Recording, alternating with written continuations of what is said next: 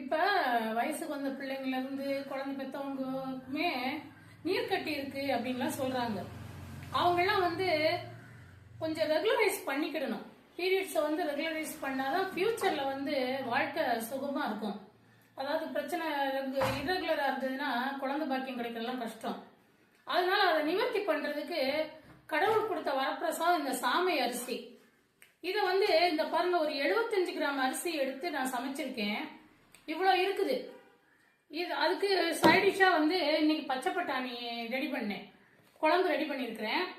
இதே சேர்த்து சாப்பிடும்போது நல்ல ஒரு உடலுக்கு நல்ல ஆரோக்கியத்தை கொடுக்கும். இந்த நீர்க்கட்டிங்கிற பிரச்சனையெல்லாம் சால்வ் பண்ணும். அதனால பெரியவங்க இந்த கல்யாணம் ஆகாத பிள்ளைங்களுக்கு, இரகுலர் இருக்கவங்களுக்கெல்லாம் இந்த சாப்பாடை கொஞ்சம் ரெடி பண்ணி கொடுத்து கண்டிப்பா சாப்பிட வைங்க. அப்பதான் அவங்க வாழ்க்கையில் நல்லா இருக்க முடியும். இதை சாம்பார் சாதமாவும் ரெடி பண்ணலாம், காளான் ரைஸா ரெடி பண்ணலாம். ஏதோ உங்களுக்கு பிடிச்ச மாதிரி ரெடி பண்ணிக்கோங்க. என்னோட வயசுக்கு நான் பிளைனாவே வெறும் சாதமா ரெடி பண்ணிட்டு ஒரு குழம்பு ரெடி பண்ணிக்கிடுவேன். எனக்கு ஈஸியா இருக்குது. நீங்க குழந்தைங்களுக்குலாம் நல்ல ஒரு சாம்பார் சாதம் மாதிரி ஏதோ ஒன்று ரெடி பண்ணி கொடுத்து சாப்பிட வைங்க, நல்லா இருப்பாங்க.